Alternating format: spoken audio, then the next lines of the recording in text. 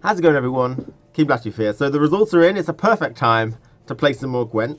And we just finished with the CD Projekt Red stream, and we saw a lot of new information there. So this is generally a highlight of all the important information from that stream. I'm going to just go through in a list in a very casual way. I'll try and show some footage as we go along in post-processing. So the guys that are watching this while I'm making this video, you shit out of luck. So one of the big changes, there's quite a few, no particular order here. One of the first changes is locking. So you can still lock non-gold units, but there's quite a few more cards which can do that now. But one of the main aspects behind it is unlocking. You can now toggle locking on and off now. So if someone locks your Axeman, you can unlock it by playing your own locking unit. And it's very important to know that locking also transfers over to the graveyard as well. This also means that things like Morkvarg, Olgierd, Champion of Champions are going to get absolutely wrecked in the next current meta. The next current meta. And that's going to be very difficult. So I think this means that everyone is going to start taking things like Cleaver. Cleaver is going to probably see a lot more play. Okay. Lockfist. Lockfist, guys. All right, there you go. The next thing that CD Projekt Red has spoken about is that golds are generally becoming a lot more untouchable now. They don't want really many people to remove golds. You can still get rid of them, you know, shackle them, remove them in that way, turn them to silver first, or lock them, etc.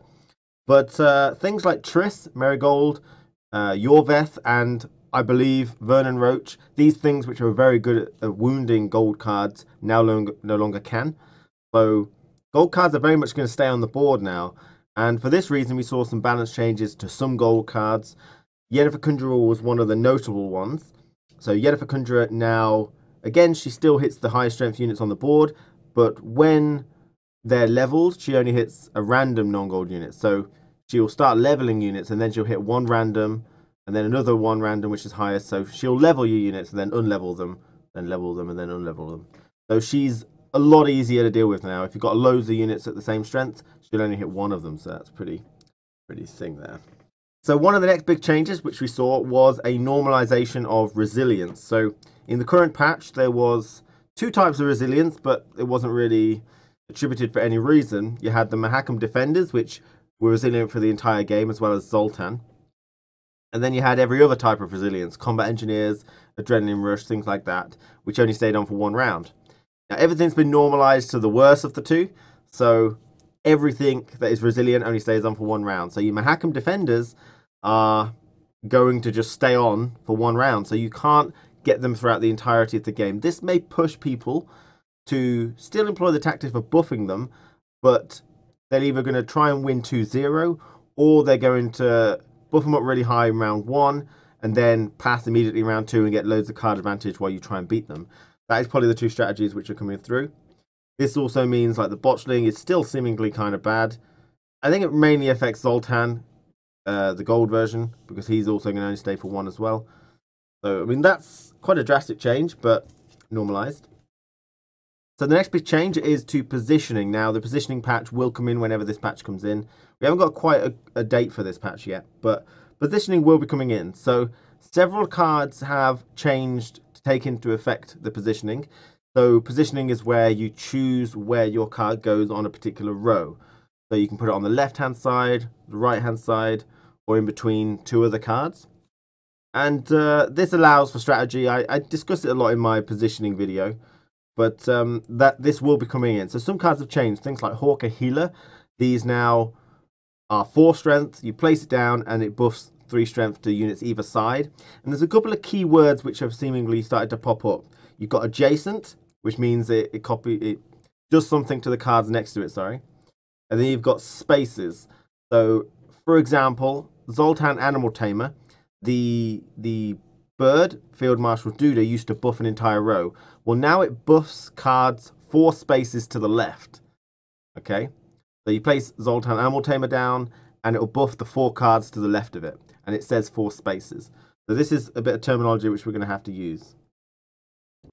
So you're going to start to see a lot more strategy coming through with the positioning and the buffs. There's quite a lot of cards changing, like Thunderbolt Potion, you target a card and it buffs cards adjacent to it. You've got Commander's Horn, you target a card with that, and it'll buff cards 2 spaces either side. So you can start to see how spacing and adjacent keywords are coming through. But I also saw during CD Projekt Red's stream how John Calvite, as well as his army of ambassadors and emissaries, could be quite powerful. Because they've got a lot of them, you can start to squeeze them in between 2 units. And because things like Thunderbolt and Commander's Horn buff cards either side of it now, you can start squeezing these in, so you can start stretching their units away from each other, so it's harder to buff the ones that you want. And then you can obviously use John Calvite to pull your guys back. So there's a lot of strategy involved. I think John Calvite might go up a little bit in terms of how good he is, because he's seemingly quite good already.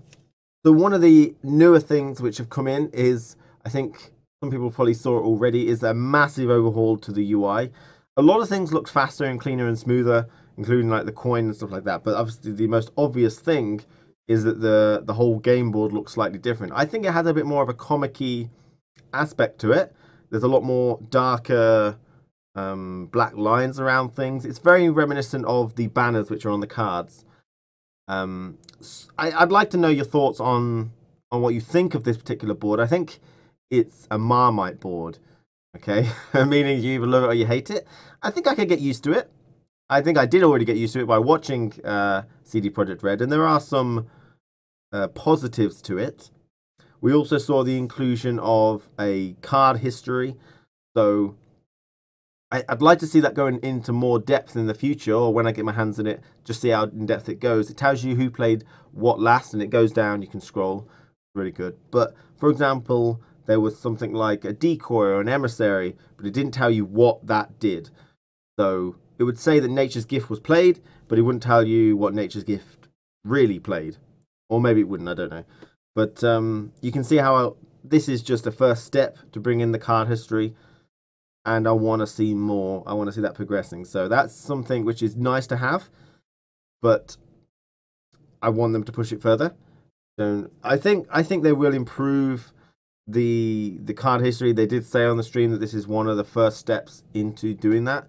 Basically, it needs to be like Hearthstone in the way that you hover over something or you click on the card history and it shows you like what else was happened because of that card. So if someone played an emissary, it should show you that another emissary was played, that another emissary was played, that an ambassador was played, etc. You know, or decoy. What happened from the decoy? You played Priscilla, and then Priscilla pulled Nenike, and Nenike pulled Bloody Baron, Bloody Baron pulled the Lubberkin, and the Lubberkin won you the fucking game. They need to be able to show that in the future. Another thing that was added with this kind of overhaul is the avatars down the bottom left. You've actually got a character down there now, and you can right click that and you've got a selection of emotes.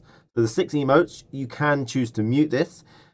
I would like to see a global mute in the options, so it's automatically muted every single game. This may not be something that CD Projekt Red want to like completely disable all conversation immediately, but I think a lot of people would like to mute the emotes.